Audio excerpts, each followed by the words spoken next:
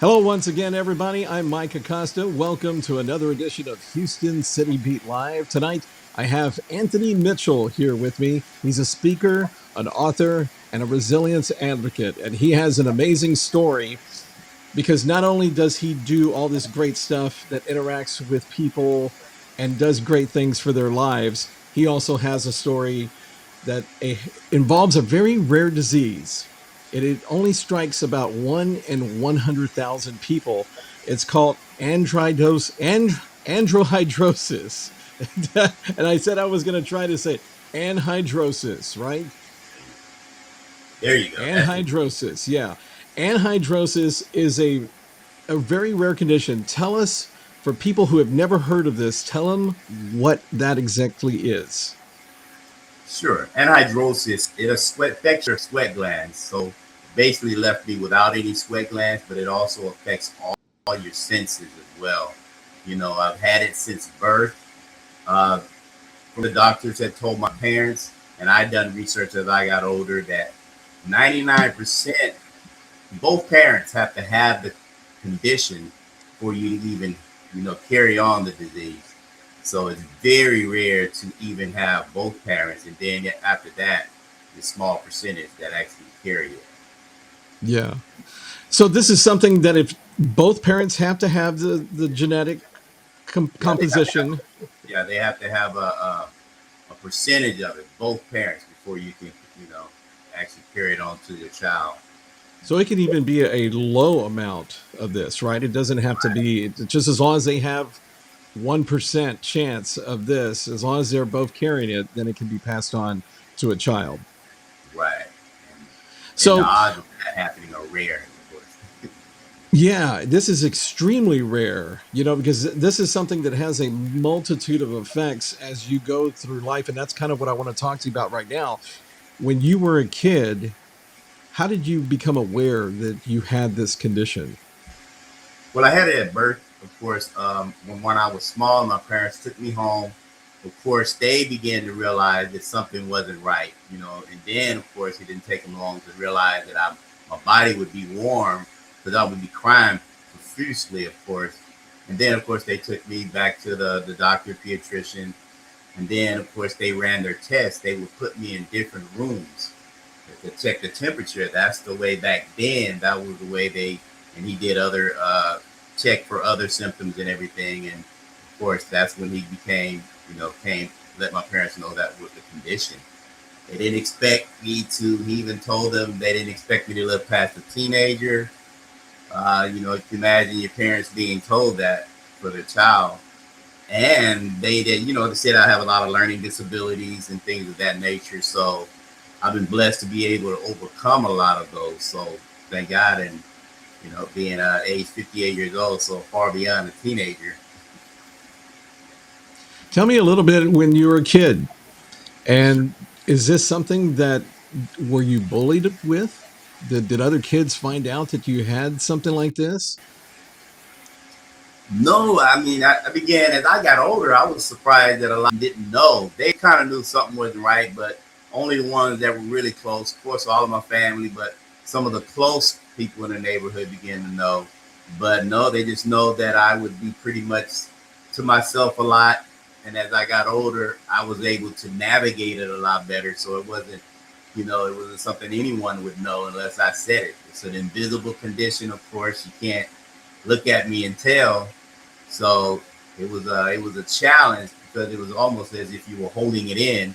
It's not something you conversate and say, this is what I have. And of course, you have no way of proving that, So, and I was always an Yeah. athletic guy. So being a bigger guy and everything and having that as a big challenge for you, being out there in the heat, whether it be playing as a child growing up into an adult, it was a little bit easier as I got older to navigate, but it was very tough before that.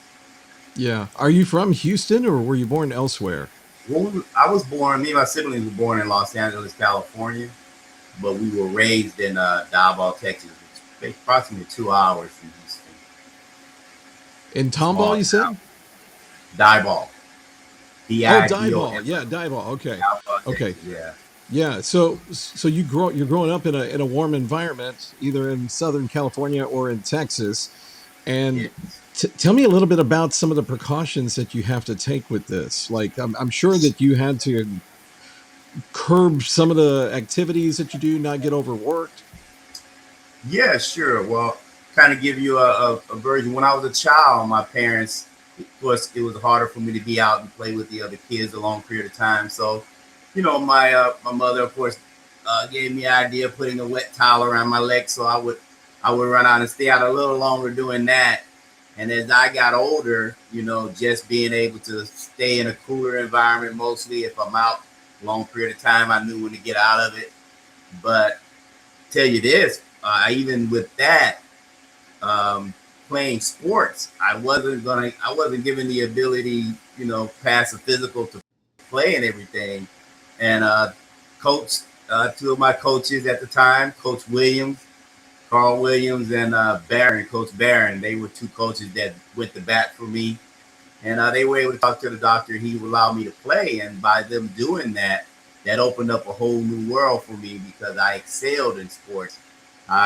Pretty much I played 5 events, ran 5 events, anchored all the relays, and I was Wow. fortunate to excel in those to end up going to state in long jump.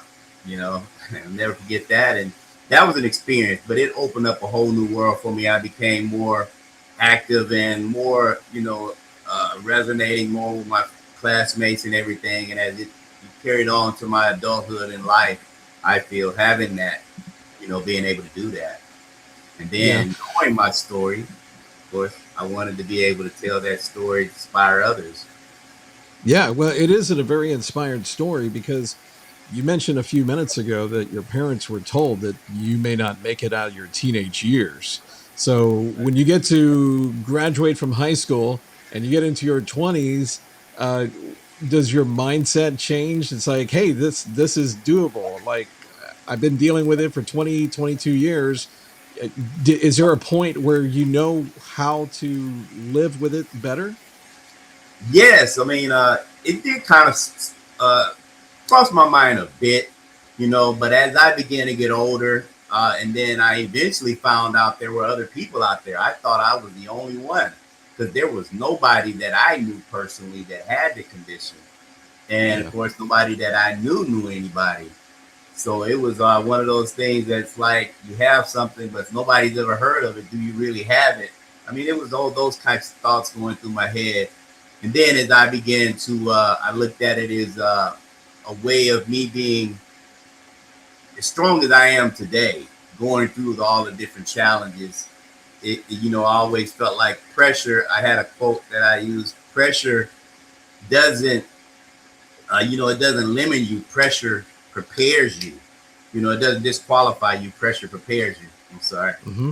So, in all of that pressure I had from the thoughts of not living past my teens to getting older, would I be able to do anything, that's going to require me to be in the heat a long period of time? How do I navigate that? So, going through all of those different things, I began to feel like that, I can do anything as anybody else. I just have to prepare myself in a different way than they have to, Yeah. and, and I wanted to make sure I mentioned this. This is one of my first jobs I had. That's when it really gave me the idea that I can do this. I had my first job working at the local grocery store in, a very hot environment. They weren't going to hire me. My father at this time went to bat for me, and they would decided to go ahead and hire me because they didn't want to take that liability if I were to get too hot. But they hired me, thanks to my father, and wearing all the attire you have to wear and everything, and as you just mentioned, hot in East Texas, so I would wear a bow tie, white collared shirt, khaki pants, and I had to get out there and push a buggy to people's cars all over the parking lot, huge parking lot, and after a while, it dawned on me, this it's getting pretty warm out here. What am I going to do? So it didn't take but a few moments for me to realize I had already toured the facility, the grocery store, and there were coolers in this place, obviously, and there were walk-ins. So It Yeah. didn't take me a minute to realize. I just would take a break and I would go stand in one of those coolers in one of those walk-ins until I was cooled off enough to go back out. And I did that. I didn't want, my boss to know of anything because that would have made me feel like that I couldn't handle it. So I just knew how to do it and navigate, 3 years with that company doing that. There were days when it was cooler, so it rained, so that helped, but that was able to get me through, and that was one of the biggest things that I knew that I could, as long as I navigated and prepared myself and accommodated myself, that I would be able to get through almost anything that I went forward with. Also, of course, through the Yeah. grace of God, giving me the thought to think of that. Yeah. That's amazing. We're talking with Anthony Mitchell here tonight. He's a speaker, an author, he's a resilience advocate. He's written 6 books and he has a podcast called Living Beyond the Label. And he also has 3 apps that are already in development or already developed and 2 that are in development. We're going to talk about a couple of those here in a little bit. But I see the word resilience advocate, and through hearing these stories of you working at the grocery store, getting the carts and going, and people going to bat for you, from your father to your coaches, and doing their best to make sure that not only are you in good shape health wise, but that you're able to do the things that you're naturally talented at, and that for you to have as normal of a life as possible. And so I think that actually starts with you. You are born as a resilient person. If you weren't as resilient, what do you think, where would you be today if you didn't have that in you? Do you feel that? Yes, I don't know where I would be, to be honest with you, because it seems that everything that I pursued, it was a challenge. It wasn't something that I just walked in, but being able to have that resilient spirit, from a younger child to a teenager to, a young adult, it prepared me a lot. So it made it easier for me. And even when I ran into something that was a challenge, I knew that I was going to be able to get through it. Just had to analyze it, accommodate myself and go forward and just not look back. And I'm a man of faith anyway, and God has gotten me through so many of them. I knew He was going to always be able to get me through this. So whatever that was, and I carried that on in business as well. I feel the same way. That's fantastic. You have a quote that I found online, and this is one of your quotes. I've always believed in the power of showing up even when you feel invisible. There's a warrior spirit in that quote, Anthony. Tell me a little bit about that. Sure, even and I pull it from having an invisible condition. When you have a condition no one can see, and there are a lot of them out there, and having this condition, I use that, and being in a place where you feel like so far from everyone else because you're so different and no one ever heard of what you're having to go through. I pull it from all of that. So being invisible, that's where it comes from, and it just makes me even stronger, going through what I've had to go through with an invisible condition and being invisible in a lot of ways going forward. This invisible condition, for those of us who might be joining us, is anhidrosis. It is a invisible disease that affects 1 in about 100,000 people, and it is where a person has difficulty sweating. Essentially, they do not sweat, and it is a dangerous condition. So if you're out there, and we were talking about sports, we were talking about working out in the heat at the grocery store, collecting all the grocery carts and everything, there are some serious things that can go wrong. And at one point, the doctors felt that Anthony would not live past his teenage years, but here he is, here, alive and well, and doing so many great things out there for other people too. And that's one of the things that I want to talk about. And resilient is it's a pure description of how your life is. And I know you talk about faith, but I think, when God gives you an ability, it's the free will that you have inside you that makes that successful, that makes you get over the hump. So it is definitely within you, that resilient spirit that you have, that warrior spirit is alive and well with you, Anthony.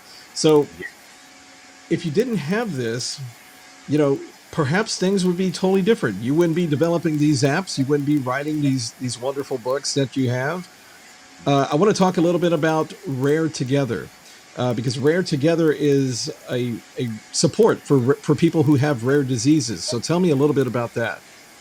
Sure. Rare Together was one of the first apps that I developed, which is a place, it's a community for those who have rare conditions. It gives them that support because, to be honest with you, when I found out how much of a community that helps those get through whatever they're going through and, with rare conditions was on Facebook. I actually ran across a family with families that had children with my condition. This was mind boggling for me because, as I told you, I didn't know anyone growing up, with this condition. I mean, there were a lot of others that had, challenges, disabilities growing up, but none had this one, so that I even knew or heard of. So when I ran into these parents that had children, and they were posting things about some of the things that they had to deal with their child, and I was able to honestly respond to those. What my parents did when I was young, and going to the dentist because I was born with very few teeth, and I had dentures from the age of 9 years old until now, of course. So those were some questions they were asking, and then they were asking about their child being too hot and what would they be able to do to accommodate them, and I could give them my story and my what I've been able to do and what I was able to do as a child. I was very athletic even as a child, and to an adult. So these hearing these posts and being able to respond to them, that actually just basically more Rare together, knowing that when you have a community, they can share each other's stories, parents, and then of course, when they needed to get further medical, information, they could always be able to share that, and it would develop the directory within the app as well, and so that kind of leads to, as we mentioned, No Sweat Strong, which is the other app. That one more speaks on my condition, anhidrosis. So it gives a lot more information about that condition, and and Rare Together could be multiple ones. So in in global exchange, the global exchange is the third app that actually give those who have the ability and know that they want to tell their story to inspire others, and you have a host that's on the app, and then you have whatever location similar to an Airbnb, I would say. And if they had an opportunity to go tell their story in another city, another state, but they weren't able to maybe take care of their living expenses while they're there would be someone there that could be able to kind of assist there, and it would just morph from there. Being able to tell your story and share your story. I've noticed that that is sometimes one of the biggest hindrance from those having that are in the speaking industry and have the ability to travel, but there may be something that may prevent them from actually making that step because, of course, once they get there, they have to be able to take care of themselves from there. If it's not a paid event, it's a free one. They're going there for the experience and everything. So that's how the global exchange kind of came about. Yeah, so we're talking about Anthony's three apps. The first one was Rare Together, and that's about supporting people with rare diseases, and then the No Sweat Strong, which is in particular about anhidrosis, which is the condition that you have, and people that specifically have that. And then you also have the global exchange, which kind of ties everything together. And what you've really done is built a beautiful community for people who really don't have a voice or know where to turn to, right? Do you find that some of these people that you're helping, they kind of feel like they hit a brick wall out there, like they don't know where to turn sometimes? Oh, most definitely, because a lot of times there isn't easy for them to find someone to give them that medical information for one, and then they're running into the not knowing anybody maybe in their home, in their town that they live in or whatever. And there's actually someone out there that may be able to, whether it be a loved one or a parent, that can be able to give them some information that may have taken them who knows how long to find out something maybe simple. And genetic doctors are someone that's not always the easiest thing to find out.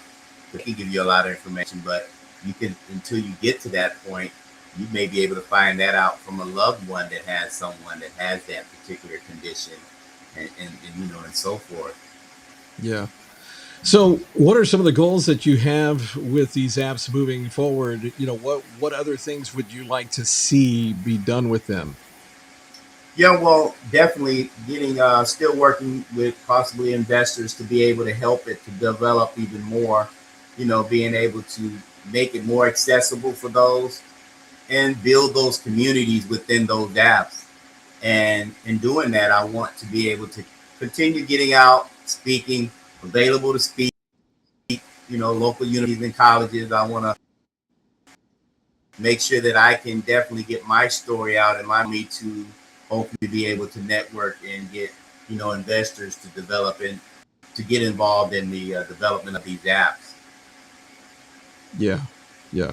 Well, it's a beautiful Yeah. story because this is something when people are faced with adversity, you can go one of two ways. You can just let it consume you, and you can just go the downward spiral, or you can find that resilience that you have, and perhaps people who are born with, or some, at least some people who are born with conditions like this, they're born with that resilience, so that way they can have a positive impact on other people where others could not do what you're doing.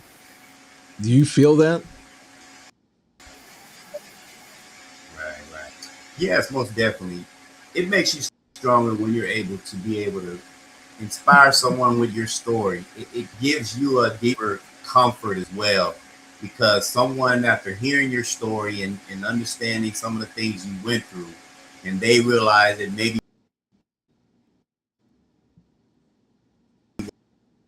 what they're going through isn't as big, and to give them, and that's why want to get more, get out and tell my story to as big of an audience as I can, to as many people as I can, big or small audience, and be able to give them that extra boost that they need, because a lot of us, when you're going through life and whatever challenge you have, you can be alone, and not knowing if there's anyone that can give you some extra boost. Being a man of faith, of course, I had that, of course, but of course, I'm only human. You would want to find a little bit more, and God sometimes, of course, prayer helps a whole lot to give you that extra boost, and He'll put people in your life, I feel, and He has in my life, in my journey. So I know it's possible. And he's also put you in a bunch of other people's lives as well. Let's not forget Yeah. that. Oh yes, definitely, definitely. I So want you to get it have out there. 6 books. What's that? I'm sorry. Yes, I just want to get the story out there as much as I can. Yeah, well, it's an inspiring story. These books that you've read. Tell me a little bit about the books that you have out there and where people can find them. Sure, I have 3 books on Amazon. My first book that I created was Living Without Sweat Glands, and I basically talk about my condition. After I graduated college, that was one of the first things I said I wanted to do. I wanted to write a book about my life. I feel like it may be inspiring to someone. I felt that, and I really wanted to do that. So I completed that book, and it's titled Living Without Sweat Glands. And then as I was transitioning into speaking, learning about speaking, because I had read and started researching, in order to sell your book or get your book out to anyone, you would want to get out and speak. So that's when I created, because I had my t-shirts at the time, clothing apparel. No Sweat was the rebranded second book. Basically, it involves entrepreneurship and everything. And then I wanted to be able to, I had a children's book that I wanted to be able to speak to the smaller children, and I created my children's book titled No Sweat, Anthony's Special Journey. So I talk about those stories when I wore the wet towel around my neck. And then my flagship book, which is Leadership Under Pressure, I have a quote with that book is pressure doesn't disqualify you, it prepares you. And that is my flagship quote for my that's my quote for my flagship book, Leadership Under Pressure, Faith Influence. So I speak about how prayer changes things, and having it involved in everything you do, it makes a big difference in your life. And then navigating life's challenges, which is another book that I created, which helped those be able to get through some of the things in their life. And my one of my love books, I guess you could say, is for college and university, which is an audience that I want to be able to speak to, is Crush College Without the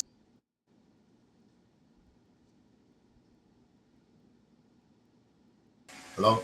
Yeah, I There go we over are. There we everything. are. I go over everything that we spoke about in Crush College Without the Stress, from beginning getting into college, having a routine, and understanding you have to lead yourself before you have the ability to lead anyone else. And so Crush College Without the Stress is my other book. Those three books, Leadership Under Pressure and Navigating Life's Challenges and Crush College Without the Stress, those books are available on on the Stand Store platform. And my books, my storefront there is No Sweat Shop.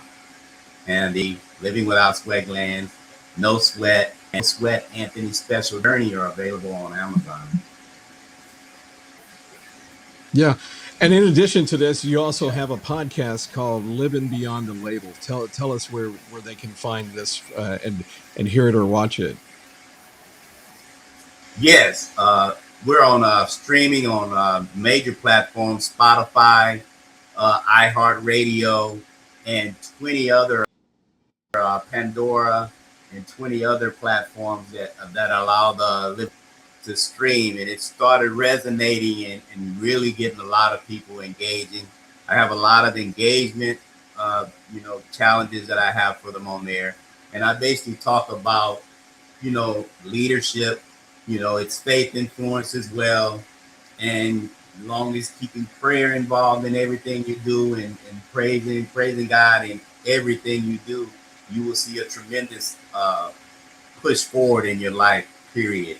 And I speak about a lot of that. Of course, we have scriptures that we bring to their attention to use as evidence. So I'm really proud of that, my podcast, and I'm excited about it. We hit 100 episodes the other day. So, and Nice. we're constantly growing. Congratulations. Yeah, we're constantly growing. I'm thankful for that. And Yeah, that's awesome. yeah, we're gonna start doing having guests real soon here. I wanted to definitely make sure that I hit that milestone, 100 episodes, and we're gonna start having guests here real soon. That's fantastic. Because it is rather difficult to produce a podcast, because everything that you do whenever you're producing media, you have to be consistent. You have to show up. And that's one of the reasons why I love that quote that I brought up earlier, is showing up even when you feel invisible. Because a lot of people, there's a lot of downtime sometimes, whereas happy moments that you have in life, there's also a lot of downtime, and it's in those moments where you can still show up and be consistent and be an inspiration to others and show what you have to say that is going to deeply impact their situation. That's really what counts. That's, to me, that's what a champion is. And so you have that resilience, and that's great. The books, the podcasts, the apps, you're a digital creator here, and an inspiring person. Again, we've been talking to Anthony Mitchell, who has a rare condition that's called anhidrosis. It affects 1 in 100,000 people, and it is where your sweat glands don't work. You are not able to sweat, and so you, growing up, you have to watch some of the things that you do. And he's had some challenges, but he is now an inspiration to a lot of people that are out there that otherwise didn't have a way to maybe identify and adjust their situation and they're out there looking. So, is there anything that by having this condition, anything that really sticks with you, something that you've truly learned over the years in your interactions with people, or maybe just on your own? Is there anything that sticks with you that's an overall you just carry with you every day? I know you say you're a man of faith, but is there something in particular that you just keep in mind from day to day? Yeah, I mean, definitely. What I realize that when I think about all the things that I've been able to overcome. So basically, just looking back, that's my biggest inspiration, among anything, because I know, of course, my story and my journey. So from where I've come from to where I am now, rather it be from being able to overcome the doctor's diagnosis of living past a teenager to having learning disabilities, and fortunately still being able to graduate high school, graduate college, and so I'm really thankful that I'm, grace of God, I'm still here, and I feel like that is my biggest testament, that I'm still here from the journey that I've come from and what I've been blessed to be able to do. So that would be, put it in a nutshell, just looking back and seeing what I've come through. That is my biggest thing that I take away and move forward. God has done so That's much. So fantastic. That's fantastic. If anybody wants to get in contact with you, they can find you on Facebook or Instagram or any other platforms as well. yes, no sweat coach. You can find me on LinkedIn. You can call me at Anthony Speak 58 on Instagram, and Anthony Mitchell Author on Facebook. And yeah, you can find me there, and you can email me, Anthony Mitchell Speaks 52 at gmail.com. That's my email. And definitely reach out to me. And available for speaking opportunities for those colleges, universities, those who will have me and want to be able to really hear, what challenges, and remember that pressure doesn't disqualify you, it prepares you. Yeah, 100% agree. That's Anthony Mitchell, everybody. Anthony, I want to thank you for joining us on Houston City Beat Live tonight and sharing your story and all of the things that you've seen throughout your life. And there's so many things that you're building in this world now with these apps and the podcast. And now you're past 100 episodes. That there's a lot of positivity that you have going here. So thank you for being on tonight. I really appreciate it, my friend. All right, thank you. I really appreciate the opportunity, Mike, and as well as Elizabeth bringing me here and allowing me to tell my story. I really appreciate y'all. You bet. You bet. Once again, that's Anthony Mitchell. He's one of the storytellers of Houston here on Houston City Beat. For Anthony Mitchell, I'm Mike Acosta. Once again, thank you for joining us tonight on Houston City Beat Live. Until next time, so long, everybody. All right.